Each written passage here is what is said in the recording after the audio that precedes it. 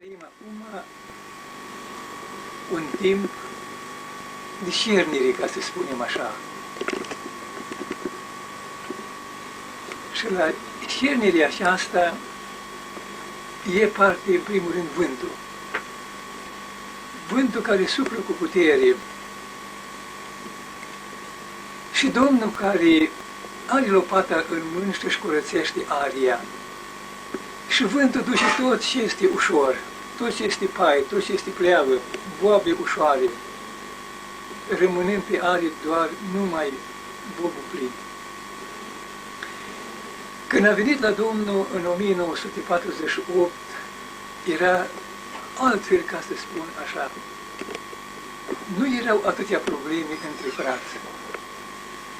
Frații erau fericiți, erau bucuroși că l-au aflat pe Domnul, că au fost iertați, au fost despovărați de păcatul în care au trăit și erau fericiți cu Domnul. Și fericirea aceasta se putea vedea pe fața lor senină, se putea vedea pe ochii lor blânzi, se putea vedea din cuvântul lor, se putea vedea din toate mișcările și din toate faptele lor.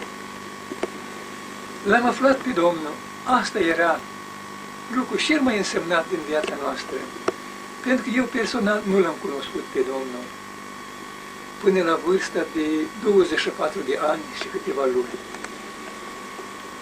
Dar Domnul m-a iubit așa de mult și El m-a căutat chiar din copilăria mea.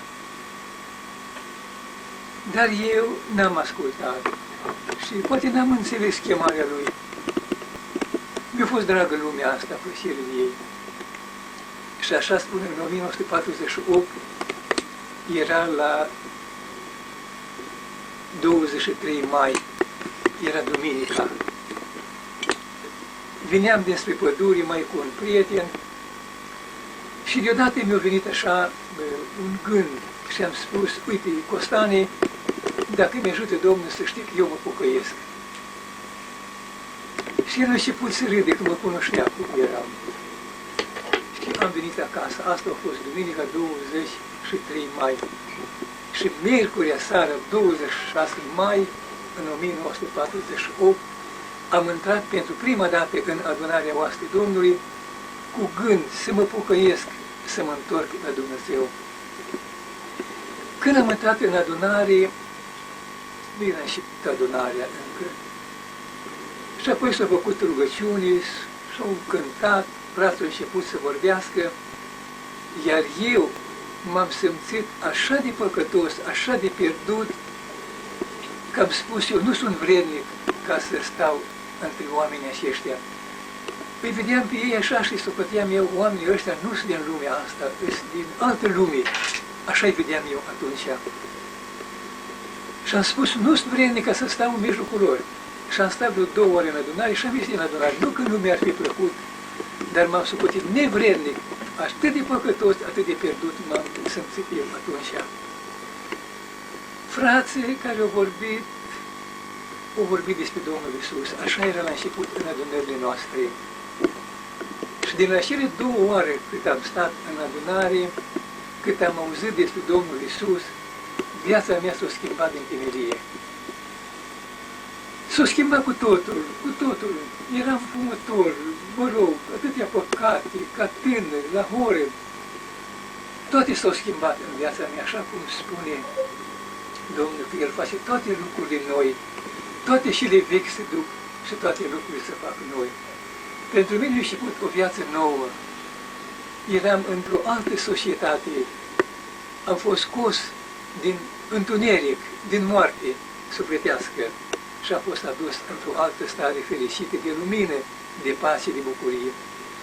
Eram așa de fericit, de-abia așteptam să vină seara de adunare. Mă uitam la soare când noi ne adunam miercurea seara, sâmbătă seara și apoi duminica sărbătorile. Și îmi părea că așa de greu coboară soarele în jos ca să vină repede vremea adunării. Și așa au trecut. Am început apoi cu fratele Moroz și am mers prima dată în comuna Sânt Ilia, la 20 iulie. Și am văzut acolo frații, tot la fel erau, tot așa vorbeau și ei. Și Și aceeași iubire am văzut-o și la ei. Eu n-am cunoscut iubirea adevărată, iubire, până și a venit la Domnul, în oastea Domnului, și a cunoscut dragostea Lui, care întrece orice cunoștință. Și așa o trecut timp. Vara am și ne-am căsătorit cu sora Valeria la 9 octombrie în 1948. La nunta noastră au fost frați și surori din 18 localități. Și așa o mers viața noastră, bucuroși, fericiți, plecam cu fratele Moroz până departe, zile întregi în cercetare de frați. O trecut vremea și o vremea încercărilor, am dorit mult să-l cunosc pe fratele Traian. Citeam, cântam poeziile lui, întrebam pe fratele Moroz, cine-i fratele ăsta, mai trăiește, mai este în viață? Zice, da, dar este. fratele Moroz cine era? Era un frate De aici? din comuna noastră, din Volovăț, Da. de la Volovăț, dar era un cheșul lui sora Valeria. Așa era, da. Da. Și el mi-a spus, e frate Traian, și să trăiește. Și așa de mult am dorit ca să-l cunosc. Și Domnul mi-a oprit dorința la 20 noiembrie, în 49, atunci m-am întâlnit prima dată cu fratele Traian. Și am stat 2 zile împreună cu el, 2 zile și 2 nopți. Am fost foarte atent la orice mișcare care făcea el, la cuvântul lui, la gesturile lui. Și am văzut că toată munca lui și lupta lui este să-L facă de cunoscut pe Domnul Iisus și pe oameni să-i aducă la Domnul Iisus, ca oamenii să ajungă pe naștere din nou, să fie oameni noi, oameni care să-L iubească pe Domnul, oameni care să fie folositori lui Dumnezeu, să fie folositori în familia lor, să fie folositori în societatea în care trăiesc. Așa a trecut vremea, a venit și vremea încercărilor. În 1956, când fratele Traian a scăpat cu domiciliu obligatoriu, am fost la Cluj, la nuntă, la fratele Ciocărtaș. Atunci a venit el, fratele Traian. El scăpase de câteva zile de pe cu domiciliu obligatoriu pe Bărăgal. Și acolo am stat de vorbă iarăși cu el. A fost un mare sfat acolo și s-a discutat acolo poziția noastră față de biserică și poziția noastră față de alte culte creștine. Oricum, timpul trecut, a venit 1957, au urmat adunările cele, apoi cercetările în legătură cu legalizarea oastei Domnului. Am fost chemat de fratele Traian în 1957 pe luna martie la Bacău pentru scrisoare și acolo mi-a spus tot cum s-a petrecut la adunare la Vulcana Pandele, cum au mers securitatea, cum i-au dus până la București, au spus că legalizează și i-au cerut ca să dea numele unor frați. Între numele și lor am fost dat și eu. Și deși m-au chemat ca să-mi ia toate datele complete, urmând ca toate problemele care urmau să fie discutate în legătură cu legalizarea, să fim chemați ca să discutăm în problema aceasta cu Departamentul Cultelor și cu Patriarhia. Dar totuși nu a fost decât, să spunem așa, un scenariu, când în 1959 au început arestările și am fost arestat și eu. Și am fost transportat imediat la Gherla și am fost anchetat și apoi a urmat procesul. Noi am fost 22 de inși în lotul nostru, printre care au fost și sora Alice, secretarea lui Richard Wolfram, și părintele Munteanu, de la Poiana Blenchi. El era acuzat ca legionar, însă l-a băgat în lotul nostru ca să-i dea un colorit mai politic, știți, lotului nostru. Și așa am fost condamnat. Am fost condamnat și am stat la Gherla până în luna mai, apoi în 60 și apoi am fost duși la colonia Luciu Georgeni pe malul Dunării. Acolo am stat 2 ani și ceva. Am fost împreună cu majoritatea fraților din lotul nostru. Și apoi în colonia acolo la Luciu Giurgeni a izbucnit un focar de hepatită epidemică și de leptospiroză. Printre cei mai grav bolnavi am fost și eu. După un timp de zăcere acolo în colonie, am fost transportat la București și de acolo la Gherla. Asta a fost acum în 1963, când din nou m-am întâlnit cu fratele Traian, în ziua de 29 august, în ziua pericapului Sfântului Ioan Botezătorul, și am stat împreună cu el până la 8 noiembrie. Și în perioada asta am ieșit și la lucru împreună cu el în curtea închisorii și am discutat cu el și s-au pus la punct anumite probleme care priveau viitorul lucrării. Acolo s-au hotărât multe lucruri, urmând ca la întoarcerea noastră de la închisoare să le lucrăm, să luptăm ca să le punem în aplicare. De exemplu, cum a fost? Era înainte, așa să spunem, un fel de libertate care nu totdeauna a făcut bine lucrării și fraților. Era dăunătoare, adică cum? Unii frați mergeau la adunări la alte culte. Credincioși din alte culte veneau la adunările noastre. Frații puneau să vorbească, vorbeau ca la ei. Și așa au fost multe neînțelegeri, certuri și chiar treceri la ei. Și acolo s-au hotărât la Gherla ca să nu mergem la adunările lor, deloc. Asta a fost în 1963, în a 4-lea an de închisoare.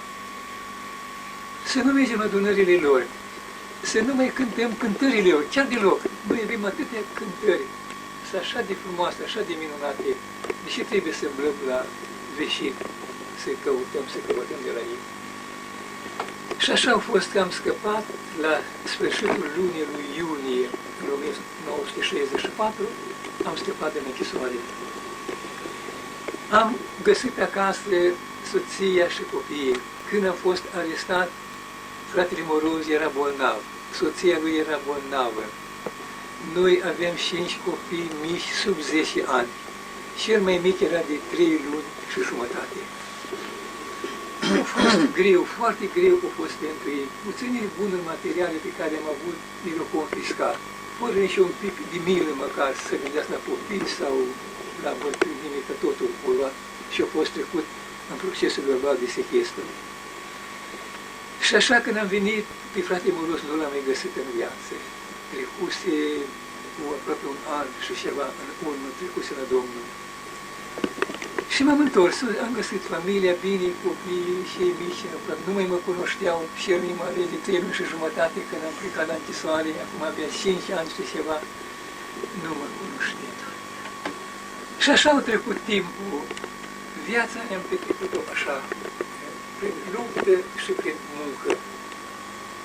Și vreau să spun, pentru vremea noastră de acum, este o mare primejdie pentru lucrare, o mare primejdie pentru frați, pentru adunări. Și care este primejdia? Spunea Părintele Iosif Tripa în scrierile sale, și chiar în cartea și este oastră Domnului este scris cuvântul acesta: mă uit peste fronturile oastre și nu-L văd îndeajuns pe Iisus și răstignit. Frații vorbeau multe lucruri, nu zic rele, dar nu era Iisus înaintea tuturora și deasupra tuturora, așa cum arată cuvântul Dumnezeu de pe Evanghelie. Și asta este primejdia și de acum. Creștinismul la început a avut de luptat cu formalismul, cu litera legii, cu iudeii care erau cu legea. Cu duhul sectar a venit mai târziu, apoi prin Imineu, prin Filet, prin Alexandru Căldăraru. Și oastea Domnului la începutul ei, tot cu acest uriaș avut de luptat, cu litera legii, cu formalismul religios, fără viață. Și așa se vede acum, știți, problema aceasta a unității. Toți vorbesc de unitate, însă unitatea nu se poate face într-un fel omenesc, adică cum, pentru că este o întreprindere omenească să stăm la vorbă și unul mai dă și unul mai lasă și ajungem la o concluzie. Nu. Oastea Domnului este o lucrare duhovnicească și ea trebuie să rămână așa cum a fost la început. Sfântul Ioan spune, și am văzut cu ochii noștri și am pipăit cu mâinile noastre cu privire la cuvântul vieții, căci viața a fost arătată și noi mărturisim despre ea. Când a venit la Domnul, asta era Domnul Iisus, cel mai scump și cel mai drag în adunările noastre. Frații vorbeau cu lacrimi despre el, se cânta cu lacrimi, rugăciunea cu lacrimi, pentru că Domnul Iisus era viu, era plin de putere, era slăvit în mijlocul nostru. El era ținta dragostei noastre, a mărturisirii noastre, a dorului nostru în tot ce facem noi. Și așa adunările erau, așa de frumoase, așa de dulci, așa de minunate erau. Nu erau probleme între noi. Toți erau, știți cum, nu era unul mai mare decât altul, toți eram una. Și nici chiar în adunările noastre nu mai este numeu că să vorbească frate sau să vorbească frate, nu. Care era îndemnat de Duhul să scola și vorbea așa frumos despre Domnul Iisus. Mai târziu, când a început să pătrundă Duhul străine, s-a luat bunul lucru de a se numi frață care să vorbească, că de altfel se poate ridica unii care să strice, nu să zădească în sufletele fraților. Și asta este problema din vremea noastră. Unitatea nu se poate face pe baza unor discuții și noi trebuie să ne întoarcem înapoi la Dumnezeu. Trebuie să ne întoarcem la Domnul Iisus și răstignit la El, pentru că unitatea se poate face numai în El, așa după cum a spus Domnul, că s-a rugat Tatălui în Evanghelie de la Ioan, în capitolul 17. Mă rog ca toți să fie una de acum, una în mine și eu în ei, ca ei să fie chip de săvârșit, una în mine. Deci unitatea aceasta poate fi că noi toți l-am primit pe Domnul, am rămas în El, îl mărturisim pe El, îl facem de cunoscut pe El, atunci și toate problemele dispar dintre noi, cam de la sine. Pentru că atunci când răsare soarele, becurile, oricât de ar fi de puternice, își pierd strălucirea și stelele se pierd, pentru că lumina soarelui întrece totul, așa este și acum. Hristos este soarele neprihănire. Și dacă El apare, strălucește fața Lui peste noi, suntem salvați. Suntem salvați din toate necazurile, din toate neînțelegeri, din toate tulburările și dezbăverile noastre. Deci noi trebuie să ne întoarcem înapoi la ceea ce a fost cu astea la început. Unii zic, vorbesc biserica. Biserica a existat și există, preoția există. Că aș vrea să spun lucrul acesta, chiar să-l menționez, când a fost părintele Miho la noi, acum vreo 2 ani și ceva în urmă, pentru că îi cunosc familia lor din 1948, cunosc pe părinții lui și pe ei îi cunosc chiar de copii mici. Și mi-am permis ca să îi pun totul în față. De fapt, eu nu ascund nimic, cu oricine aș vorbi. Și așa am în inimă, eu așa am și în gură. Și am pus întrebarea aceasta. Uite, înainte de Părintele Iosif și în vremea lui și în vremea noastră, biserica există, preoția există, Sfintele Taine există, copiii sunt botezați, tinerii sunt cununați, mergem la biserică, ne împărtășim, ținem sărbătorile, postim și totuși oamenii trăiesc în păcat. Care este cauza? Și nu mi-au răspuns. Și am stăruit a 2 ori și a 3 ori și am întrebat. Care este cauza? De ce trăiesc oamenii în păcat dacă toate acestea le fac? Și nu mi-au răspuns. Și atunci am răspuns. Uite, este scris în Epistola Sfântului Apostol Ioan, în capitolul 5. Spune așa Sfântul Ioan, dacă primim mărturisirea oamenilor, mărturisirea lui Dumnezeu este mai mare. Și spune despre mărturisirea pe care a făcut-o Dumnezeu despre Fiul Său. Dumnezeu ne-a dat viața veșnică și această viață este în Fiul Său. Cine are pe Fiul lui Dumnezeu are viață. Cine are pe Fiul lui Dumnezeu nu are viață. V-am scris aceste lucruri ca să știți că voi care credeți în numele Fiului lui Dumnezeu aveți viața veșnică. Și oamenii nu au viața veșnică pentru că nu-L cunosc și nu L-au primit pe Domnul Iisus. Că chiar însuși Domnul Iisus condiționează viața veșnică prin cunoașterea, cum spune în rugăciunii Domnului. Și viața veșnică este așa, să te cunoască pe tine, singurul Dumnezeu adevărat și pe Iisus Hristos pe care trimis tu. Și chiar în Noul Testament, viața, puterea și tot ce avem necesar pentru o viețuire frumoasă, curată, înaltă, depinde de cunoștința Domnului. Și Sfântul Petru spune în epistola începutului, dumnezeiasca lui putere ne-a dăruit tot ce privește viața și evlavia, prin cunoaștere și ne-a chemat din întuneric la lumină. Și prorocul Isaia, în capitolul 53, unde descrie despre Domnul Iisus așa mișcător, așa frumos, lucruri care s-au petrecut, spune că El va, prin cunoștința Lui, robul meu și el neprihănit, va pune pe mulți oameni într-o stare după voia lui Dumnezeu. Deci noi nu putem ajunge la starea aceasta înaltă, de dragoste, de răbdare, de blândețe, de smerenie, de milă, de bunătate, dacă nu-L cunoaștem pe Domnul Iisus, dacă nu-L cunoaștem și nu L-am privit pe El. Deci totul este legat de Domnul și fără de El nu este viață. Așa noi am primit la oastea Domnului, așa pe Părinte Iosif nu L-am cunoscut, când a trecut el la Domnul, el avea 14 ani. Pe fratele Marin, la fel, nu L-am cunoscut personal, dar am citit scrierile lor, însă pe fratele Traian L-am cunoscut, cum am spus, din 49, L-am cunoscut și am fost foarte apropiat cu el. Și am avut atâtea întâlniri în legătură cu legalizare și apoi după aceea și după venirea de la închisoare. Așa am văzut la ei, toată lupta și toată munca lui este să-L facă de cunoscut pe Domnul Iisus. Oamenii mor în păcat pentru că nu-L cunosc pe Domnul. Nu pentru că nu sunt botezați sau nu merg la biserică, ci pentru că nu-L cunosc pe Domnul. Și asta este lupta oaste Domnului. Deci Sfântul Apostol Ioan spune în epistola în capitolul 1, primele versete, și am văzut cu ochii noștri și am pipuit cu mâinile noastre cu privire la cuvântul vieții, că viața a fost arătată și noi vă mărturisim despre ea.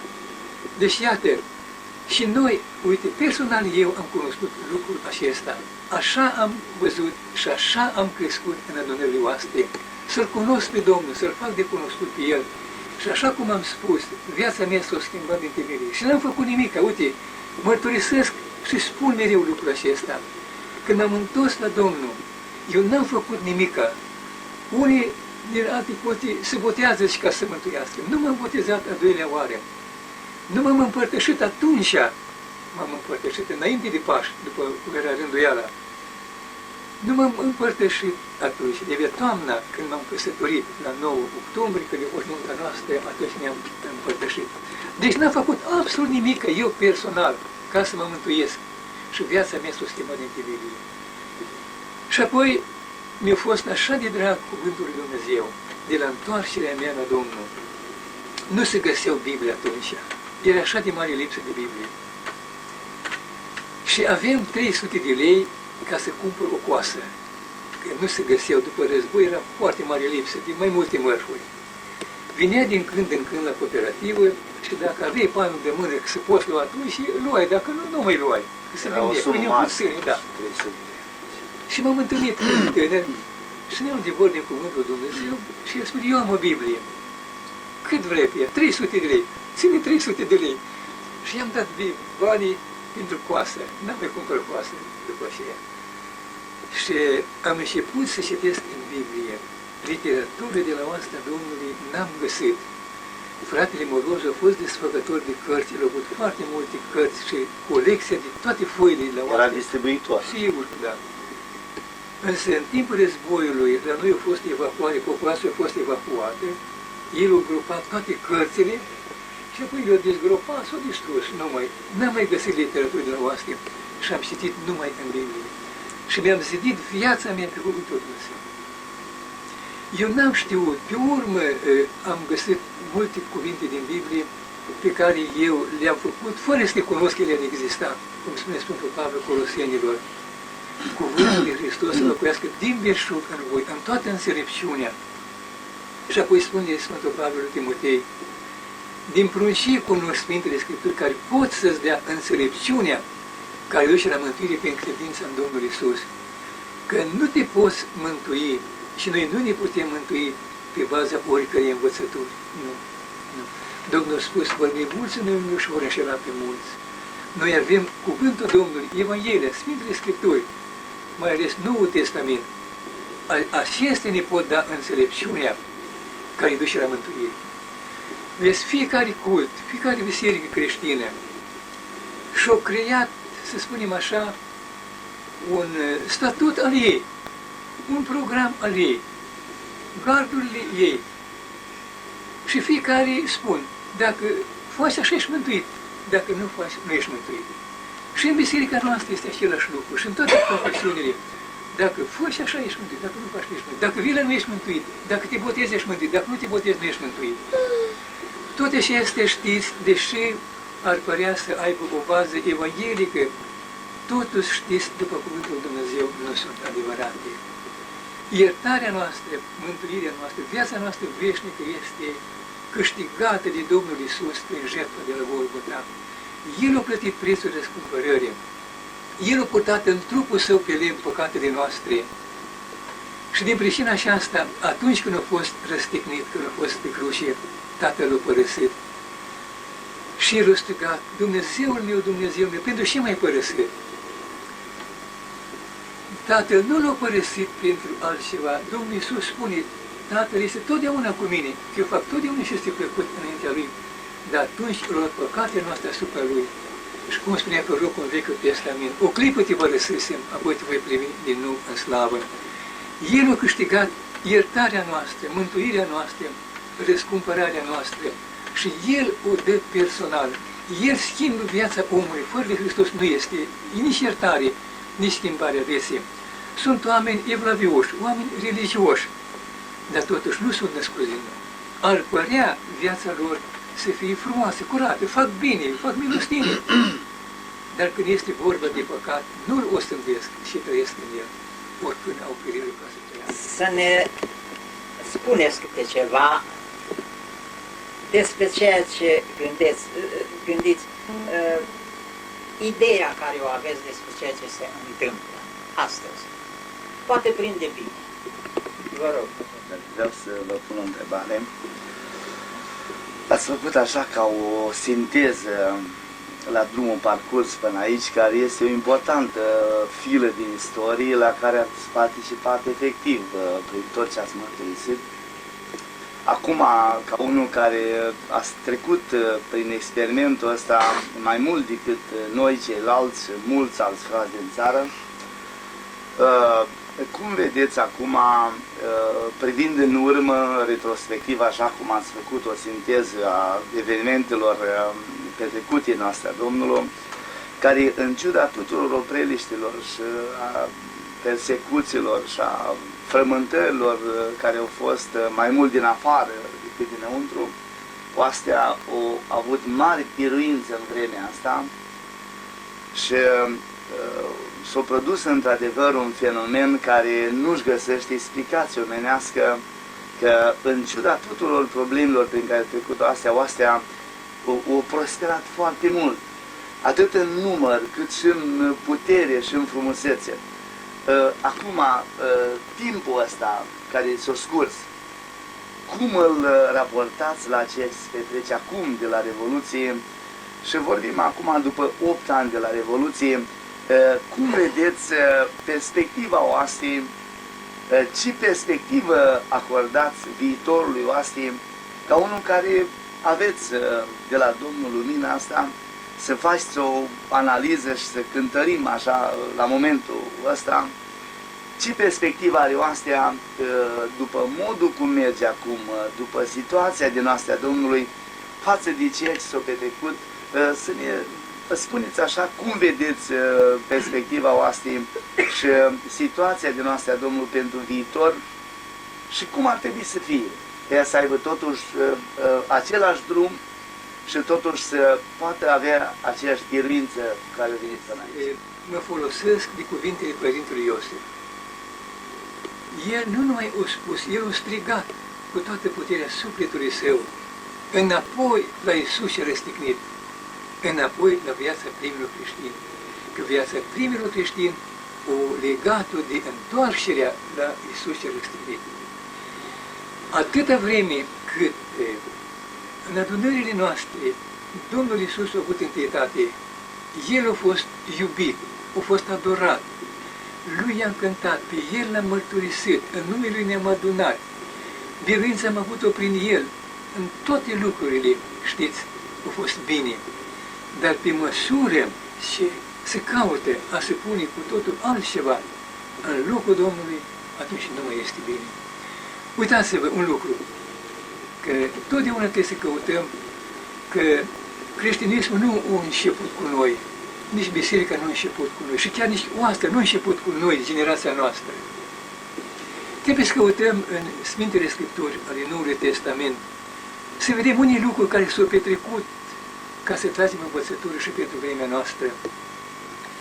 Biserica din Efes era una din cele mai mari, numeroase, curate, frumoase biserici. Și chiar Efesul era un mare oraș în vremea aceea.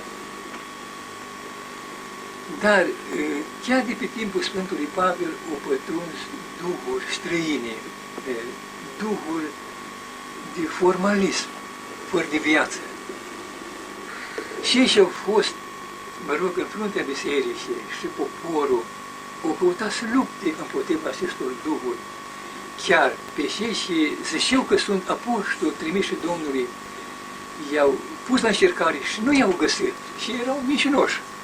Că erau ăștia cu legea, formalismul religios. Și biserica din Efes, în loc să-L pui pe Domnul înainte, să-L pui pe Domnul în față, ca apoi prin numele Lui să aibă biruința împotriva acestor lucruri, biserica din Efes și-a făcut garduri. Și în felul acesta o părăsit dragostea din tăi. De ce spune, din cer Domnul vorbește și îi spune lui Ioan, se scrie și se trimite îngerul bisericii din Efes și îi spune, știu faptele tale, știu că ai suferit, că ai răbdat, dar și am împotriva ta este că ți-ai părăsit dragostea din tăi. Adu-ți aminte de unei căzut, ține și pocăiește-te, altfel voi veni la tine și voi muta sfeșnicul din locul dacă nu te pocăiești. Biserica din Efes, fie când nu a vrut, fie când nu a putut, nu s-a întors. Și Domnul a venit și a mutat sfeșnicul.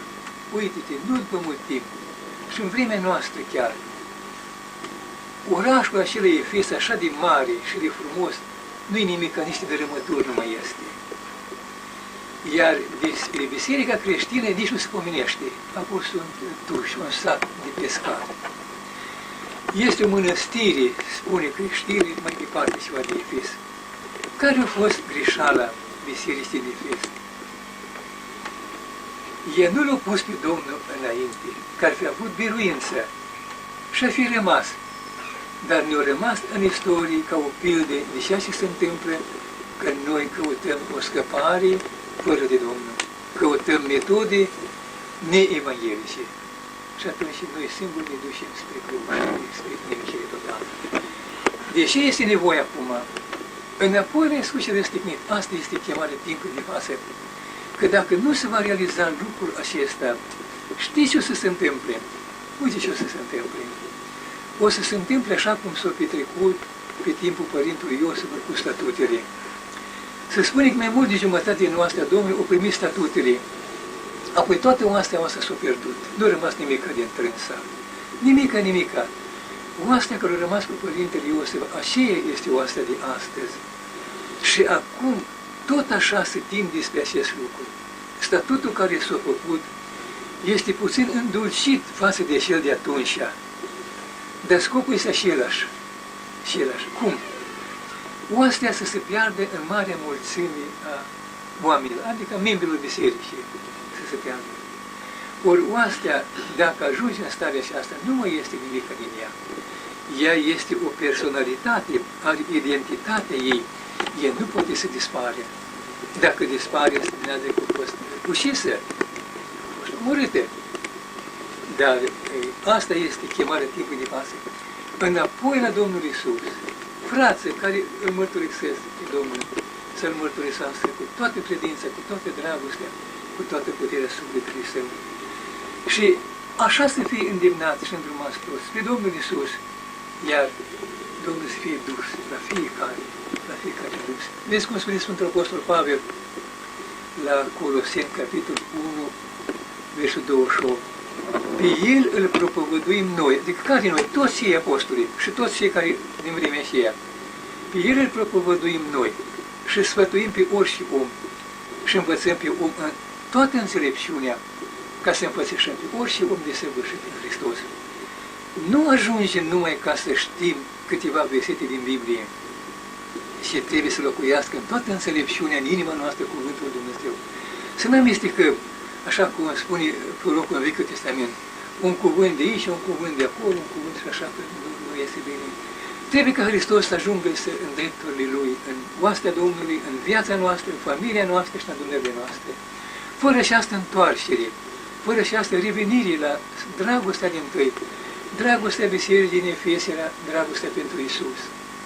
Și nu rămas în această dragoste. Și-au făcut formalitățile ei, și-au făcut gardurile ei, cu toate gardurile s-au prăbușit, nu mai rămas nimic din ei. Și așa s-au petrecut, nu numai cu biserica din Efes, așa s-au petrecut tot nordul Africii, era creștin la începutul creștinismului. Până prin 200, uite, Origen, predica în Alexandria în fiecare zi în catedrală. Și asta este în veacul II-lea. Ciprian, în Cartagina, episcop în anul 250. Apoi, alți oameni mari ai bisericii. Du-te acum în nordul Africii, mai există creștinism? Nu. Tot vina asta, în loc să-L pui pe Domnul, să lupte în numele Lui, și-au făcut garduri, și-au făcut, mă rog, opreliști, asta așa, asta așa. Și atunci s-au prăbușit. Nu mai rămas, pentru că nu a fost pe temelie și nu au fost zidit pietre scumpe, aur și argint. Și a fost de piatră, nu a fost zidit fân, paie și treste. Și nu a rămas. Când au din focul, nu a rămas. Uite, oaste care au fost cu statutele.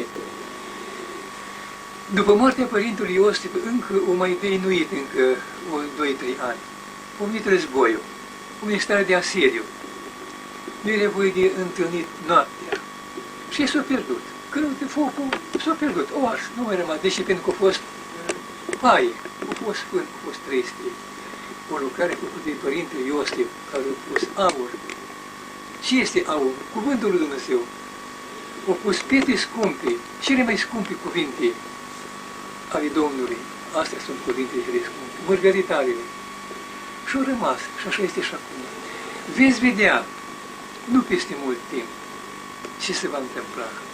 Pentru că dacă Duhul nu are libertatea ca să lucreze între noi, să stânge, chiar noi singuri îl putem stânge sau îl putem întrista. Și atunci, dacă nu mai este Duhul care să ne călăuzească, care să ne aprinde, totul se stânge, devine rece, devine mort. Deci, înapoi la Domnul Iisus. Se va vedea. Domnul nu se va părăsi lucrarea Lui. Cred că dacă se apropie sfârșitul și venirea Lui, că nu este departe, foarte apropiat, lucrurile vor rămâne așa. Dar dacă mai este un timp încă rânduit de Domnul pentru vestirea Evangheliei, va interveni El. Și nu știu cum va interveni. El are o mie de căi pe care poate să interveni. Nu știm cum va putea interveni El. Se poate ca să revenim iarăși la catacombe, să fim înterjiți, chiar legal, să fim desfințați. Că, vedeți, câte vreme a fost prigoană în vremea aceea, și cald era dragostea din tine, și fierbinte era.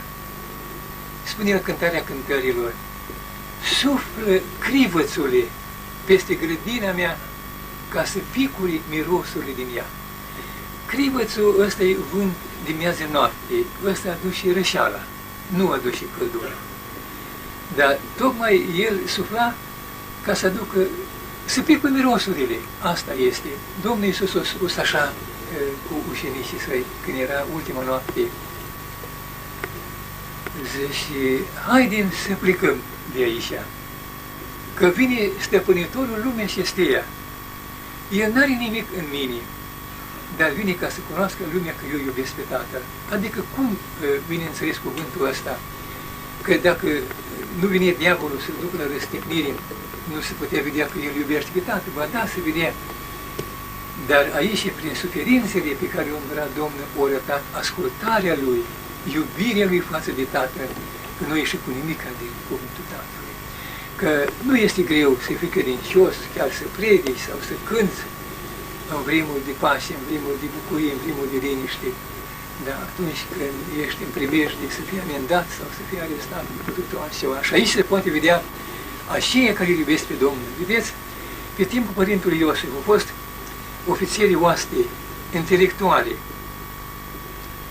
Și cum vine cazul, o părăsit toți pe Părintele Iosif. Nu mai rămas nici unul.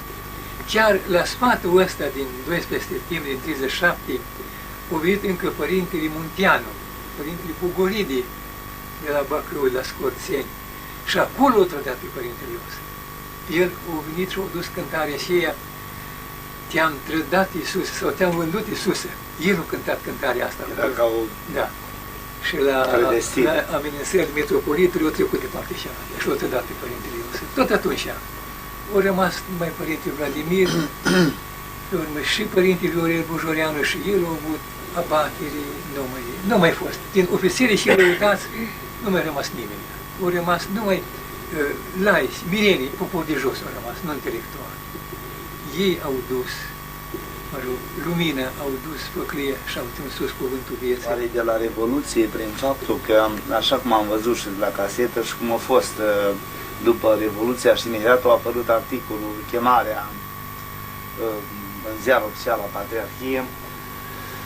Nu știu câți din frații noștri și acolo, frate Precutescu, acolo în expunerea de la comemorarea 60 de ani de la moțiunea din 12 septembrie 37, făcea o trimitere la chemarea Patriarhiei sau la deschiderea pe care o puteau ei, dar mă gândesc că nu știu cât de înțeles este fenomenul sau felul cum se interpretează problema asta, pentru că s-a spus acolo că biserica noastră vrea cooptarea oastei Domnului în cadrul bisericii. Acum, cuvântul de cooptare sau termenul ăsta de cooptare înseamnă că este ceva care nu aparține și trebuie cooptat. Deci oastea, prin asta eu socot că să caută să acrediteze ideea că oastea, așa cum scrie Preasfințitul Serafim în calendar pe versul 92, că oastea Domnului de la Revoluție a făcut pași importanți pe calea regăsirii de Duhul dintâi.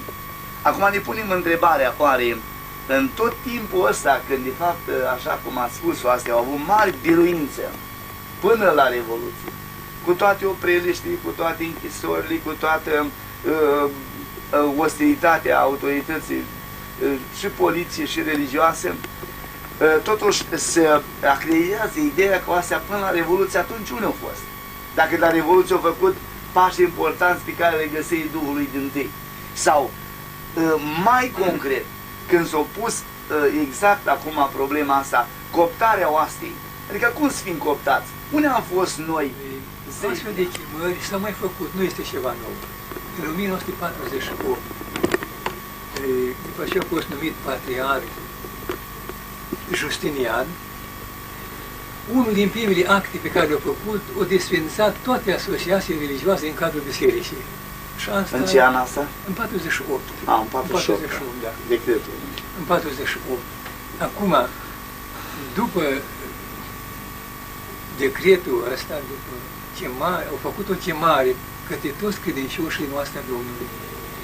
Știu că aveam și eu acasă undeva, era atunci și mitropolitul Moldovei Sebastian. Era de la Maramureș, era cu mătru, cu Petra Grozu, deci eu ajuns el mitropolit. Făcea o chemare către fratele noastre a Domnului, în care îi chema să se întoarcă înapoi la sânul bisericii, că îi așteaptă, îi cheamă să se întoarcă. Îi socotea că să-mi plecați. Care este aici cauza cu astfel de chemări? Și atunci și acum. Oastea Domnului a fost socotită ca ceva rău în cadrul bisericii. A fost socotită ca ceva rău, ca ceva în afară de biserică, ca ceva care tulbură viața bisericii. Care tulbură viața bisericii. Și de ce s-a făcut chemarea asta? Și în 48 și acum, să ne întoarcem. Dar unde să ne întoarcem? Păi noi am fost aici. Noi am fost întotdeauna în biserică. Noi n-am ieșit din biserică, dar noi am fost socotiți ca ieșiți din biserică. Ne-au socotit ei, dar noi n-am fost așa cum ne-au socotit ei. Noi am fost cu totul altfel. Am putea spune, fără să greșim, că am fost și suntem și mai buni fii ai bisericii. Cred că dacă ar fi fost ieșiți din biserică, n-ar fi ajuns frați în închisoare. Sigur că da. Sigur. Păi că astea erau condiții. Atunci așa au fost, știți, au fost și condiții politice, știți, și au fost de așa fel, da. Dar noi am fost întotdeauna în biserică și în biserică am rămas și vrem și rămânem, chiar dacă ei ne-ar scoate afară, noi tot în biserică nu plecăm. Numai dacă nu ne iubim neamul nostru, țara noastră putem pleca, dar dacă nu iubim neamul nostru, nu plecăm. A fi slujitorul Domnului și a sluji Domnului în mijlocul poporului, trebuie să fii și patriot. Că dacă nu-ți iubești neamul tău, țara ta, Dumnezeu nu te poate folosi în lucrarea Lui. Ori vedem, Părinte Iosif a fost unul din cei mai mari patrioți. Cu de mult se ocupa chiar de viața asta socială a oamenilor, înainte de a fi la oastea Domnului, știți. Se ocupa de ei, să le îndulcească viața, să le îmbunătățească nivelul de trai, știți. Și Domnul a putut folosi. Că dacă eu nu iubesc neamul meu, nu iubesc poporul, nu iubesc biserica mea, cu ce inimă mă apropii de ei? Mai pot eu să spun ceva? Mă pot eu răbda o cară sau disprețul care se aruncă asupra noastră? Nu mai pot răbda. Pentru că nu iubesc, dar pentru că iubesc, aici rămân. Că asta este chemarea, ca toți să ajungă la Domnul Iisus, toți să-L cunoască pe Domnul. Cum spunea fratele Moroz, toți din biserică să fie lumini, să lumineze, toți să fie lumini care să lumineze. Asta este chemarea și asta este lupta care se dă acum. Acum știți cum să irosesc putere, timp, bunuri materiale, pentru ce? Pentru lupte. Lupte între frați. În loc ca toată energia asta, toată puterea, toată să fie unitare și să fie părtășie toți umăr la umăr împotriva păcatului, împotriva stricăciunii. Dar așa au fost luptele care sunt între noi, oamenii nu se mai întorc la Dumnezeu. Cum a spus Domnul, poruncă nouă vă dau, să vă iubiți unii pe alții, precum v-am iubit eu. Prin aceasta vor cunoaște lumea că sunteți ucenicii mei. Dragoste este semnul. Dar dacă în tine este ură, vorbiri de rău, clevetire, dușmănie, oamenii nu se întorc. Mă scuzați că vă întrerup. Se pare că, nu știu dacă e bine spus, dacă e potrivit spus, sunteți un pic marginalizat sau vi se acreditează vreo vină. Ce vină credeți că aveți? Purtați vreo vină? Nu știu de către cine, dar se pare că nu vă bucurați de cea mai mare trecere, să zicem. Vina, cel vinovat îi apasă conștiința. Vinovăția. O făptuit ceva. Fie cu vorbă, fie cu fapta. Vreau să vă spun că conștiința nu mă mustră. Nu mă simt vinovat cu nimic față la Sibiu. Uite ce este. Totul ce a fost, asta este. Chiar de la începutul ei. Devierea asta spre dreapta. Și eu le-am spus de multe ori la frați. Fratele Moise, și fratele Iacobuțe, și lui Aurica Androni, și Precupescu. Doar cu Precupescu a fost într-un lot. Și eu le-am luat apărare, știți. Le-am luat apărarea, că frații îi contesta. Unul a stat Părintele Mihu, că nu suferenii să primească pe frați măcar în curtea lui. Unul a stat Precupescu 25 de ani și acum în fruntea oaste. Și eu le-am astupat la mulți gură. Măi, lăsați, Dumnezeu i-a păstrat pentru vremea acolo, pentru vremea asta. Le-am astupat gură. Și știți cum, eu sunt acuzat că am fost influențat. N-am fost influențat de nimeni. Dar uitați-vă, când am văzut devierea asta spre dreapta, în loc de Hristos, formalismul, știți? Vorbim de cei de la Sibiu. Așa, una. Al doilea, când am stat de vorbă cu Preasfințitul Sarafim, că am stat de vorbă personal cu el, uite, eu a fost de față. A fost de față și Precupescu, Și Mircea. și Mircea Dodea. Ei nu au spus un cuvânt măcar, un cuvânt măcar în apărarea oaste, știți. Și am văzut, până atunci, eu știam în foaia slujbăritor, că eram abonat, avem 100 de foi abonamentul. Și vorbea despre Părintele Preasfințitul Sarafim, despre Părintele Mihu, cu niște cuvinte foarte înalte și mă bucuram. Spun, Dom'le, uite și bine că Dumnezeu a ridicat și preoți, mai ales unde era în oastea Domnului. Până și am stat de vorbă cu Preasfințitul Sarafim. Și de acum mi-am schimbat părerea despre el și despre toată lucrarea care o face. Că știți cum au spus, că i-am spus așa, Preasfințite, ne pare bine că ați venit în mijlocul nostru. V-am dorit, v-am chemat și ne pare bine că ați venit. Prilejul adunării la catedrală. Da, i-am spus acolo, acasă, știți. Da, la acasă. Deci ne putem spune bucuria și dorirea noastră ca unui părinte. Despre oastea Domnului au vorbit mulți. Unii au vorbit de bine, alții au vorbit de rău. Preasfinția voastră care sunteți dat de Sfântul Sinod în legătură cu problemele oastea Domnului, sunteți datori să îndreptați anumite nedreptăți care s-au făcut oastea Domnului. Și azi aveți sarcina chiar să vorbiți despre oastea Domnului la adunare după masă. Da, El a vorbit, de acum a vorbit, la urmă știi, totul o dat, a spus așa, și nu se împărtășește cel puțin de 2 ori pe lună, nu-i ostaș. Dintr-o mie de ostași, dacă este unul numai, știți, în fața la câteva mii de oameni care erau acolo, și frați și oameni din ăștia. Și asta m-a făcut să, oricum, să fiu mai atent la ceea ce se lucrează la Sibiu. Pe urmă, atacul și de la București, parcă purtător de cuvânt a Sfântului Sinod, așa ceva muzică ar fi fost. Da. Că Sfântul Sinod a greșit cu o legalizat oastea. Părinte Necula, profesor. Și nimeni de la oastea Domnului la Sibiu nu a protestat și nu a luat poziție împotriva acestor lucruri, știți. Și singur mi-au dat seama că nu este bine, știți. Bine, dacă nu zis Preasfințitul Serafim că cântările la oastea Domnului... Da, știți cum a spus el, că cântările la oastea Domnului sunt slabe, sunt ușoare și fără conținut. Și au repetat de 3 ori. Care numai gâdile urechea. Da. Și așa au fost. Acum, eu am rămas statornic la mărturisirea Domnului Iisus. Eu n-am făcut nici un pas, nicăire, Doamne ferește. Sunt acuzat că am scuțol. Eu pe țol nu l-am văzut niciodată. Am auzit de țol, dar nu l-am văzut niciodată. Sunt acuzat că am trecut la baptiști. Eu în viața mea n-am fost niciodată în adunare baptistă. Niciodată n-am fost în viața mea. N-am făcut nicio mișcare, nimic, am rămas tot așa cum am fost, știți. O fost, am avut o nuntă, au trecut 2 ani. Și mă gândeam tot la unitate, și am trimis invitații și la Sibiu și am trimis invitații și la Siberia. Că m-am gândit așa, dacă vin și unii și alții, să se vadă unii pe alții, am să spun să vorbească și unii. Stai,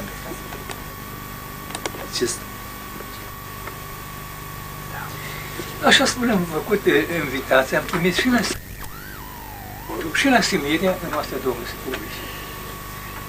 Că m-am gândit așa, dacă o să vină frații, o să se vadă unii pe alții, Dumnezeu să trezească aducerea minte, de vreme de altă dată, de dulce împărtășie, de stările noastre fericite, știți, și poate să fie un început de revenire la unitate și la părtășie. Asta a fost gândul meu, nu am avut altul gând.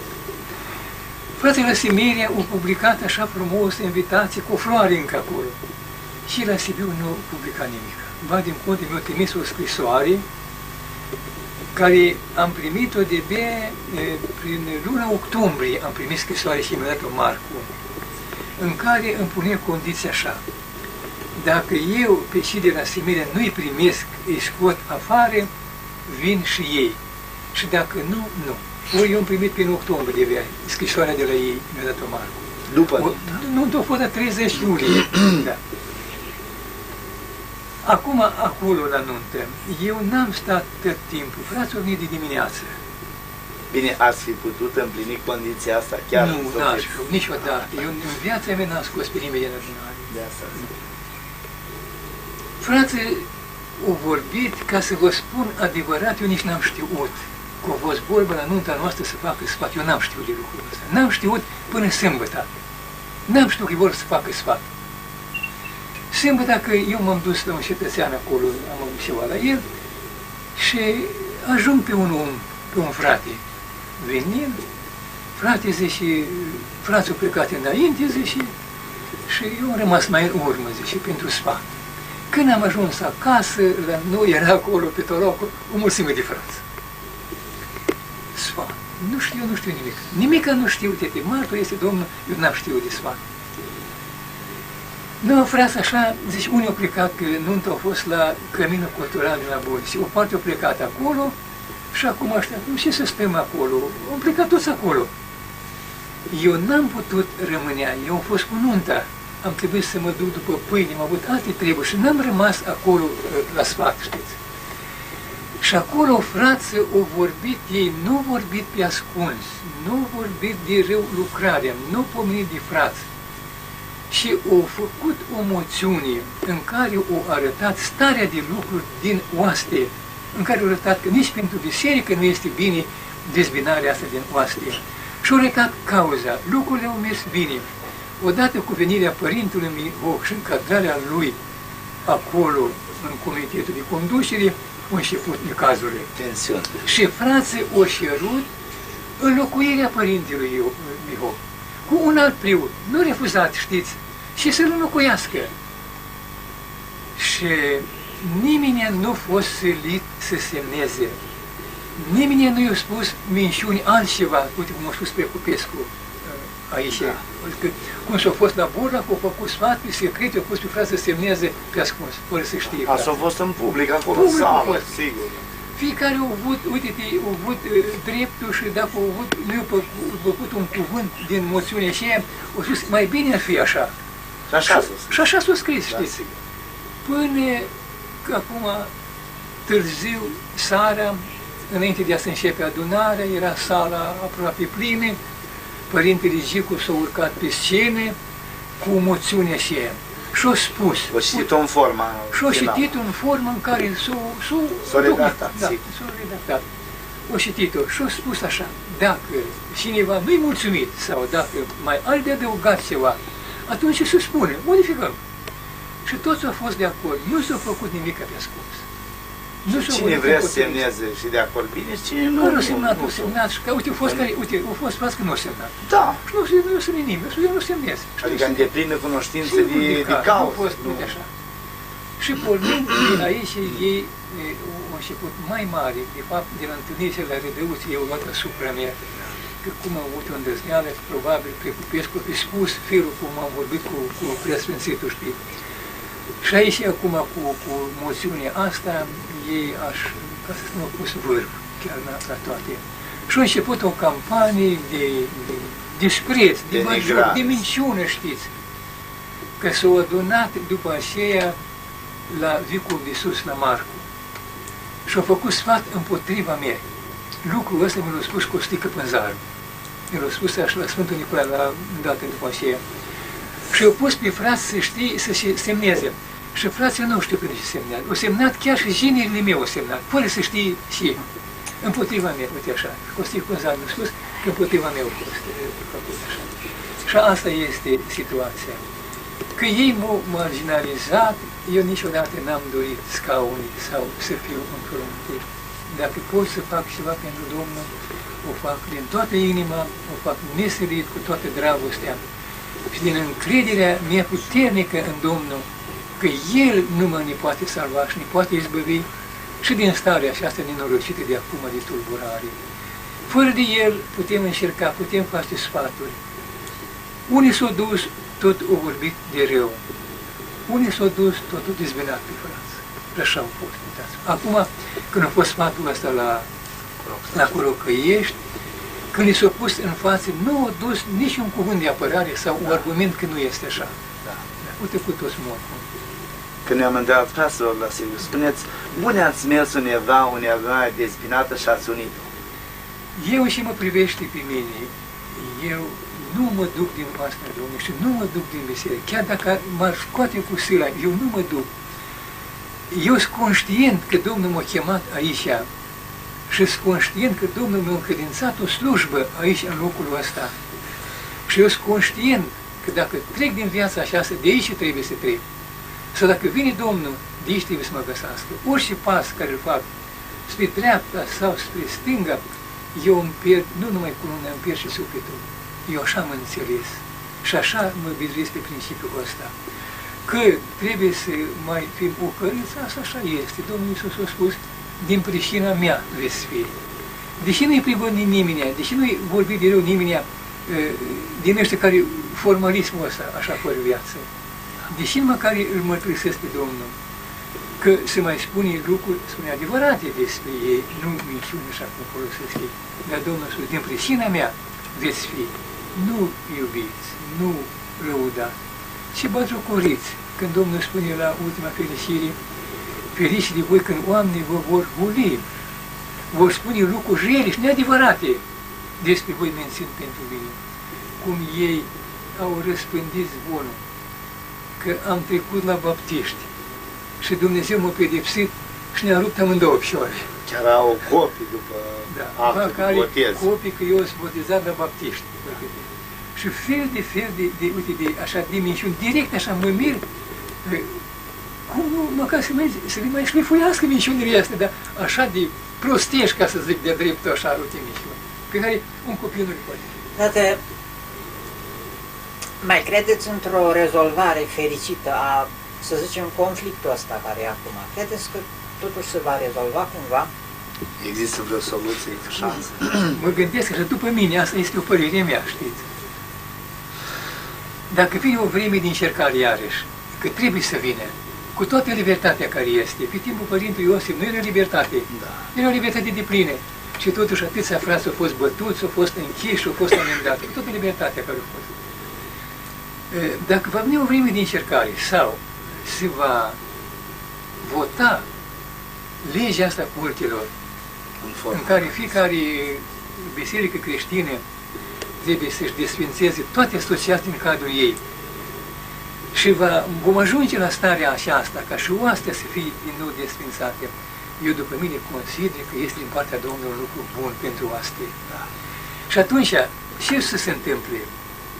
Unii din ăștia care au lătrat ca niște câini și au semnat numai ură și dezbinare, ăștia se pierd, ăștia nu mai se pot întoarce. Nu se pot întoarce pentru că au spus despre frați, uite, ăștia sunt drași, și ăsta este păcat împotriva Duhului Sfânt. Și ăștia nu se mai pot pocăi, nu se pot întoarce. Ei n-au iertare și în veacul ăsta și în veacul viitor. Unii o să cadă, o să se piardă. Unii o să le fie rușine, nu să aibă smerenia, umilința, să-și recunoască starea lor păcătoasă. Și o să revii, dacă și-o reveni. Și oastea va rămâne frumoasă și curată, iarăși, cu unitate și părtășii sfânte. Dar numai în condițiile astea. Dar în stare de libertate nu se poate ajunge. Unii urmăresc să întrețină o stare ostilă între frați, pentru că numai așa își ating scopul murdar de a avea niște beneficii materiale. Știți, așa este, pentru că focul ăsta rău care mistuie, ăsta este întreținut, că dacă nu este întreținut, se stânge. Da, focul Duhului Sfânt este acela care poate arde cu putere, pentru că se întreține prin el însuși. Ori focul ăsta rău al urii, el trebuie mereu ațățat, mereu pus pe el, ca să poată să aibă și arde. Și așa vă spun drept, m-am gândit și am spus lui fratele Moise, lui frate Pecupescu la spate atunci la Corucăiești.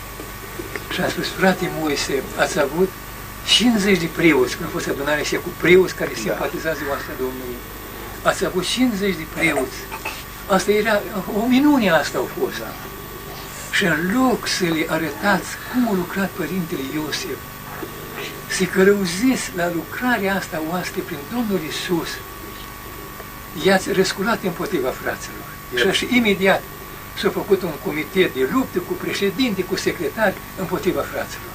Deci se întreține ura asta și dezbinarea asta și se ridică și toți se asmuță și pe alții împotriva. Și m-am uitat și la comemorarea asta, la 60 de ani, și hotărârea o luat ei, cu așa, uite-te, afară se scoate, gata, nu scoate. Nu, eu nu văd Duhul Sfânt aici și nu văd dragostea lui Dumnezeu. Ori Domnul a spus în casa lui Zacheu, când alții vocifereau afară și cârteau și spuneau, uite, au intrat și mănânci la un păcătos, la un vameș. Domnul îi spune acolo în casă că Fiul omului o venit să caute și să mântuiască și era pierdut. Pentru că și acesta este un fiu al lui Avram. Era un fiu al lui Avram pierdut, păcătos, pe care l-au aflat. Și așa este și acum. În loc să se cate, să se adune. Vedeți cât de greu să întoarce un suflet să o trăiește pentru Domnul și ușor îi dezbină pe frață. Le-am spus atunci, că spune foarte mult, frate, să vezi pe Valea Hațivului, minuni mari se întâmplă, atâtea suflete se întorc. Și le-am spus așa, frate, am văzut tineri întorși acum de curând, nu-L cunosc nici pe Domnul și nici lucrarea. Și atâta de plin de ură și de mai multe ură au acum înainte de a se întoarce la Domnul. Că atunci nu-i poți, trăi în păcate el. Dar acum de când s-au întors, le-ați vârât o ură în ei și o răutate, ei urăsc, vorbesc de rău, băjăcoresc lucrarea și pe frață. Și nu cunosc pe Domnul. Deci, născuți malformați, domnicești. Da, născuți în față, spus, s-au născut cu handicap. Da. Spiritual. Ori, cei ce se nasc, dacă se nasc din Hristos, se nasc din Dumnezeu, trebuie să nască, să vadă, iubirea este semnul după care se cunoaște, după cum spune în cântarea aceea, că iubirea e semnul nașterii de sus. Dacă nu este semnul ăsta, nu e născut de sus. Acum este o altă lucrare, un alt duh. Sunt foarte multe duhuri care s-au strecurat acum, cum spune fratele Traian, într-o vorbire, cu atâtea duhuri o năpărit ca niște locuște pe oborul Evangheliei. Înapoi la Domnul Iisus, înapoi la El, înapoi la El, îl chemăm pe El, să strigăm după El cu toată puterea sufletului, cu toată durerea inimii noastre, să-L strigăm, să nu plece de la noi, să vină, să rămână cu noi, să ne izbăvească El, că nimeni nu-i poate izbăvi. Frate, ce vreau să spun? Dacă va fi așa cum spuserăt mai înainte, că va fi o lege sau va veni o lege sau se va aplica o lege, legea este, mai nu credeți în Parlament. Că biserica care bate multă monedă pe tema asta, că oastea Domnului, copilul bisericii și lucrător în biserică și lucră împreună cu biserica, atunci nu va avea ocazia să pună piciorul în prag față de aia care fac legea asta, așa? Dar și ei, dar ei o fac. Asta nu e facțiune afară de noi, asta e în cadrul nostru și asta, noi suntem corp comun. Biserica și oastea ar putea să spune asta. Legea asta nu o fac numai, adică guvernul sau departamentul cultilor. Legea asta se întocmește cu toți reprezentanții cultilor. Tuturor bisericilor. Și ei adaugă amendamente la legea aceea. Și când va fi să fie votată, atunci se va vedea cum și form va fi votată, dar toți conducătorii cultilor au interes ca să se pui în statutul lor desfințarea tuturor asociații din cadrul lor, că toți au UTP. Și în biserica noastră sunt atâtea asociații, fără să vorbim de oastea Domnului. Și penticostale au, dezidenți îi numesc ei, sau universali, sau nu știu cum. Și toți au în cadrul lor unii care nu sunt mulțumiți cu cât li s-o dat în adunarea lor și să mai adune, să mai roagă separat, sau să mai vii oricum așa în mișcare și în lucrare. Și atunci e de bun seamă. Dacă biserica ar face asta, sau ar aduce un amendament, ar fi, știu eu, poate că din partea ei un semnal pozitiv, dar mă gândesc că la felul cum a evoluat lucrurile la Revoluție, tot ce a făcut biserica în aparență privitor la oaste, scopul a fost același. Scopul a fost același de cooptare și oastea, totdeauna s-a acreditat ideea că oastea nu e nimic altceva mai mult, că oastea este așa cum sunt toți ceilalți creștini. Uitați, am ascultat atâtea predici cu ocazia Sibiului, adunării la Sibiu și de la Beiuș, de câte preoți era de acolo, și fraților, oastea nu e nimic altceva, așa cum sunt toți ceilalți creștini. Ce spune la botez? Scrie, Doamne, în oastea ta. Și toți suntem ostași. Nu că dumneavoastră sunteți ceva aparte. Dar Părintele Iosif spune, da, de la botez, noi toți am fost scriși în oastie. Dar zice, cei mai mulți dintre noi am dezertat, Părinte, prevedea parcă ceva din ceea ce se acreditează acum. Deci, noi să ne pierdem în neantul ăsta, că noi nu suntem nimic altceva ca oamenii să nu caute să se nască din nou. Eu n-am auzit încă un erar să vorbeați despre naștere din nou. Când a fost aici Preasfânt Serafim la Casa de Cultură la Suceava cu Părintele Miho și am pus întrebarea asta.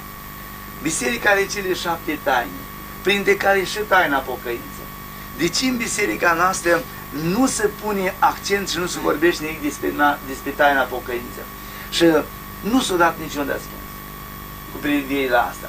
Deci astea, Domnul de asta se ocupă, de problema de taina pocăință. Fără naștere din nou nu-i mântuire. Și el născut din nou nu păcătuiește, spune cuvântul. Păi da, sigur că da. Păcătuiește și nu sunt născut din nou. Dar și el născut din nou spune că nici nu poate să păcătuiască. A greși este ceva omenesc și Sfântul Iacov și toți greșim în multe feluri. Ori între greșeală și păcat este o foarte mare deosebire. Deci a păcătui, asta e cu totul altceva decât a greși. Dar și el născut din nou. Cum au evoluat lucrurile și cum evoluează la Sibiu. Și noi urmărim, nu indiferent și se petrece acolo. Nu, știu eu, aflându-ne într-o tabără sau alta. Putem spune că în zona noastră chiar poate că e zona nu neutră, dar care oricum stând mai deoparte de evenimente, nefiind implicați direct în evenimentele de la Sibiu, nici într-o tabără, nici în alta. Oricum, stând deoparte, poate că am putut vedea mai limpede și mai clar cum evoluează lucrurile în relația dintre frați. Și chiar urmărind aici înregistrarea cu privirea comemorării cei 60 de ani de la moțiune, chiar cu cei 50 de preoți, chiar cu toate sfaturile de acolo, în toate sfaturile de acolo, totdeauna se îndeamnă la ură și la dezbinare. Totdeauna se aduc motivii care se întemeieze dezbinarea, care să întrețină dezbinarea. N-am văzut niciun sfat acolo în care să se pună vreodată problema unității și înțelege și găsirii unei soluții de a ajunge la unitate. Cred că niciodată, ca acum 2 ani la Arad, n-am fost noi mai aproape de o înțelegere și de o unitate. Ca după aia, după toată înțelegerea asta și după 11 ore de discuții, când cu toată Comisia Sfântului Sinod și cu toți frații reprezentativi, știu eu, atât cât au fost din țară, s-a ajuns totul după 11 ore la comunicatul cel la Arad, care crede din toată inima că a fost însoțit și călăuzit de Duhul Dumnezeu. Așa cum a spus fratele Moise. Când a fost întrebat, unii v-ați retras?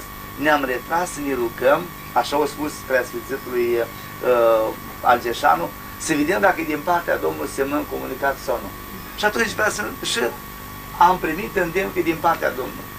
Și totuși după toate este Părintele Mioc să anuleze și să ia de la noi iar discuția și neînțelegerea. Și ați putut să luați seama, să vedeți starea mea sufletească, da, duhovnicească, știți.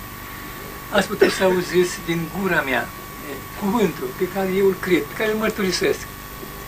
Felul cum am primit la început, cum erau astea la noi și așa am văzut și în alte localități unde am mers. Și cum s-au ajuns acum? De la o iubire așa de fierbinte s-au ajuns la o ură așa de feroce. De la unitate așa de strânsă s-au ajuns la dezbinarea aceasta. Fără milă, fără un pic de frică de Dumnezeu, uite așa. Dar, uite, trebuie să fie și astfel de lucruri. Biserica Domnului este un corp viu. Numai morții au aceeași stare. Dar un corp viu are mișcare, are ființe, mă rog, aleargă, vorbește, se mișcă, lucrează. Morții au aceeași stare. Și așa se petrece și acum. Este o vreme de șernire. Care va rămâne în Hristos, e bine, care nu. Vede, este scris. Hristos în voi, nădejdea slavei. L-am primit pe Domnul și rămâne Domnul în mine, poate să rămână. Am și nădejdea slavei, dacă nu, nu. Alte care eu nu cunosc, alte care eu nu știu, când Domnul spune personal, eu sunt calea, adevărul și viața. Nimeni nu vine la Tatăl decât prin mine. Eu nu pot să cred altfel. Poate să-mi spui filozof sau nu știu ce să-mi spui. Eu nu pot să cred altfel. Și aici nu este vorba de o taină. Este vorba de un cuvânt deslușit, care îl poate înțelege ori și copil poate. Eu sunt calea, El e calea. Ca să ajung la Tatăl, eu trebuie să ajung prin El. Dacă El spune, eu sunt ușa, dacă între se va pe mine, va fi mântuit, va intra, va ieși și va găsi pășunii. Eu sunt păstorul cel bun, păstorul cel bun își dă viața pentru mine. El a murit pentru mine, eu recunosc, El a murit pentru mine. Pentru mine a murit. El a spășit păcate, El m-a răscumpărat, eu sunt al Lui.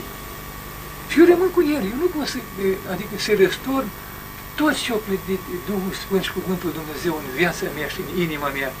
Să răstorn acum și să primesc un alt Iisus, un Iisus cu care pot să urăsc, pot să dezbin, pot să fac păcate, pot să stric lucrarea lui Dumnezeu. Eu nu pot lucrul ăsta. Am primit pe Hristos acela care a murit pentru mine, pentru păcatele mele, care m-a împăcat cu Tatăl Ceresc și eu sunt conștient de lucrul acesta. Eu nu bâșbâiesc în întuneric.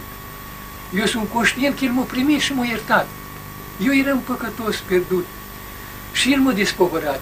Un om păcătos, de primul păcatul rămâne asupra lui. El nu are pace, nu numai cu Dumnezeu, dar și în inima lui nu are pace. Și El ca dovadă, pacea și bucurie din inimă. Asta este dovada că cineva a fost primit și iertat de Domnul. Și acum, cum pot să spun eu altfel? Cum pot să renunț la Domnul? Cum pot să spun că nu El a murit, că nu este jertfa de spășire? Cum pot să spun când Tatăl însăși l-a rânduit pe El, cum spune Sfântul Pavel la Roman 3:21 începând, că pe El Dumnezeu l-a rânduit ca să fie prin credința în sângele Lui o jertfă de spășire. Deci, Domnul Iisus a fost ales înainte din temerea lumii, a fost numit pentru slujba aceasta. De ce spune Sfântul Pavel la Efeseni, capitolul 1, că în El a fost ales înainte din temerea lumii? Deci când nu era lumea, când noi nu eram în ființă, când nu era făcut Adam, nu era pământul, noi eram aleși în Hristos, Iisus, Tatăl ne-a ales. Deci toate aceste lucruri se împlinesc pe parcurs așa, la plină vreme se împlinește cuvântul Dumnezeu, cu fiecare dintre noi. Cu generațiile la început s-a întâmplat atunci, s-a petrecut atunci, cu cei după aceea și cu noi în vremea noastră și după noi cu vremea lor care vor fi venit după noi. Tatăl a rânduit pe El și eu nu pot să spun altfel. Am spus-o și spun asta oricui și la securitate am spus-o când a fost anchetat. Și oricui am spus lucrul acesta, fără de Iisus nu este viață. Oricând ne-am sforțat, viața nu este un rod al sforțării noastre. Viața este darul lui Dumnezeu, cum este scris. Căci plata păcatului este moartea, dar darul fără plata lui Dumnezeu este viața veșnică în Hristos. Mă iertați că pentru ultima dată intervin, nu mai intervin. Bănuiesc și am văzut mulți frați care nu știu exact, adică nu s-au dat explicații destul de solide în privința unui lucru care nici eu nu prea îl înțeleg. Cum vedeți, adică ce puteți explica? De ce a plecat fratele Petru Giurgiu de la Sibiu? De ce a plecat el de acolo?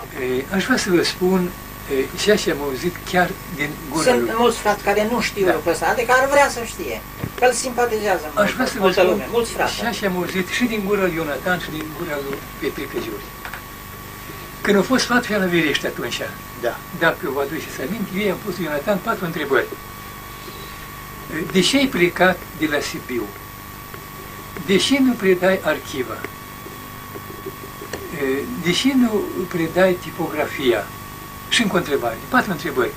Și el a răspuns la toate întrebările. Era vreo 30 ceva de frați. Da. Și la întrebarea aceasta de ce a plecat, el a spus așa: n-am putut să rămân din pricina șișcanilor pe care mi le făcea părintele meu. Asta este cuvântul lui, care l-au auzit mai mulți frați, nu mai înregistrat. Cu fratele Petric noi am avut relații foarte bune. El a fost chiar acasă la noi de câteva ori. Și înainte chiar de a pleca de la Sibiu, el a fost mai cu nevastă a fost. Și am stat de vorbă, eu l-am îndemnat să nu plece. Frate, nu pleca. chiar și nu scris și am scris înapoi, calitatea unui lucrător este răbdarea și statornicia. Răbdarea în suferințe, statornicia în necazuri, în vremuri de grele încercări. Și am stărit foarte mult ca să nu plece, să rămână acolo, să suferi. El a spus așa, s-a încercat ca să se modifice chiar din schile fratelui Traian, chiar în legătură cu nașterea din nou. Da. O stărit foarte mult Părintele Miho ca să modifice acolo, să modifice. Și el a fost singurul dintre toți de la Sibiu care s-a împotrivit. Și până la urmă a reușit. A vrut să scrie măcar sub sol, acolo știți, la scrierea asta lor, despre botez când naștea din nou, știți, și el s-a împotrivit. Până la urmă nu mai putut să rămâie. Ei găsea fel de motive, că copiii lui așa, că nu știu și, fel de lucruri, știți. Inventa. O trebuie să plece, nu de bună voie, din nevoie. Fratele Petecă, ca să vă spun adevărat, el a părăsit, el a avut servicii, el e veterinar, Da. cu școală. El a avut casă în satul lui, a avut o poziție socială. El tot el a părăsit, uitați-vă. A părăsit și serviciul, a părăsit și casa, a părăsit și pământul lui, și totul a părăsit ca să ajute în lucrarea Domnului. Deci el nu vine pentru interese materiale, nu, nici pentru bani. L-au acuzat că mănâncă din darul de la Sibiu. Ori mi-au povestit unii frați că au văzut că soția lui de la Pechea. Știu. Și de acolo au dus și greu și porumb, mă rog, cereale, că avea pământ acolo, știți. Și lucra pământul. Și-au plecat, fiindcă nu mai putut să stea. Și până la urmă am acceptat și eu și am spus așa, dacă ești într-un post de răspundere și totuși se lucrează rău în locul acela și nu poți să te împotrivești și nu poți ca să păstrezi linia dreaptă, ca să nu fii părtaș la păcatul lor, mai degrabă pleacă eu. Că decât să fii părtaș, cum a spus Părinte Iosif, că are și un suflet de mântuit și el nu poate fi părtaș la uciderea acestei lucrări, nu a fost vorba de statute. Și atunci, am zis, Domnului, mai bine să pleci, că dacă nu poate și nu mai poate, că toți erau împotriva lui, știți cum? Așa au spus că nici măcar bună dimineața nu-și dădea dimineața acolo când se întâlneau. Nu slăviți să fie Domnul, nici măcar bună dimineața nu dădea. Așa era o ură între ei acolo. Și o trebuie, nu mai putea. Și o trebuie să pleci. Și-o plecat. Au plecat, dar după cât am auzit, el nu a deviat nici pe dreapta, nici pe stângă, în poziție foarte bună. El a fost încă la noi ultima dată aseară, între Crăciun și anul nou. A fost cu custele lui în Olanda, cu sora Nelea, cu soțul ei, cu nevastă a fost petrecă și fetele a lui și am stat de lumea. Dacă ești într-o poziție, într-un post și nu poți să faci față și nu poți să te împotrivești și lucrurile merg rău, chiar dacă taci mult, cum și nu le-a plăcut, odată și rămâi acolo, ești părtaș la rău. Ești vinovat. Nu poți să pleci. Nu poți să... Deci este justificată. Justificată plecarea lui. Sigur. Da. Acum ei nu mai au pe nimeni care să împotrivească. Acum ei pot să facă... Au făcut o preselecție foarte minuțioasă. Bun, și cred că cu asta se pune punct la discuția noastră. Sunt unele cuvinte pe baza cărora pot să mă osândească unii. Dar osânda care mi s-ar aduce ar fi pe nedrept. Eu n-am ieșit din cadrul ăsta. Eu n-am ieșit, oastea Domnului este aflarea și vestirea lui Iisus și răstignit. Așa am primit și la asta am rămas. Că deviza asta nu mai are actualitate acum, nu se-o devine. Eu n-am schimbat, eu am rămas tot la asta. Tot la asta am rămas. Și prin Harul lui Dumnezeu, tot la asta am să rămân. Chiar dacă cu tot noroiul la o inimă și în suflet unii le-ar arunca asupra mea, obișnuit. Și sunt eu. Poate că și pentru cartea aia, o cărțurie ați tipărit. Probabil că și nu o vede bine nici pe aia. Eu n-am văzut-o, nu știu Știți ce cum? carte e. Poți să Dar am citească, auzit. poți să citească oricine. Poți să găsească motivul că s-a tipărit la Siberia. Asta motiv poți să-l găsească. Dar în carte nu poți să găsească. Dacă nici împotriva bisericii, nici împotriva... Uitați-vă, să faceți Cum îi spune titlul cărții. umblând cu Domnul Iisus. Umblând cu Domnul Iisus. Poți să citească oricine, eu nu mă tem, poți să citească oricine, chiar din conducerea bisericii noastre poți să citească. Îi arătat acolo dragostea mea pentru Iisus, atașamentul meu față de El, alepirea mea față de El. Dacă ați fi vrut să o tipăriți la Sibiu, o tipărea? Nu o tipăream. Nu. Alepirea mea de Domnul Iisus. Ca să o tipărit, eu trebuia să vorbesc de biserică, știți, și de alte lucruri, nu de Domnul Iisus. Asta. Acolo, uite așa, apoi sunt niște scrisori acolo, niște cugetări și sunt, este note din jurnal. Am pus în stațiune și în fiecare zi ce-am făcut, eu am notat totul, știți, așa acolo. Se poate vedea, nu ne-am petrecut timpul decât numai pentru timp diferit cu cine am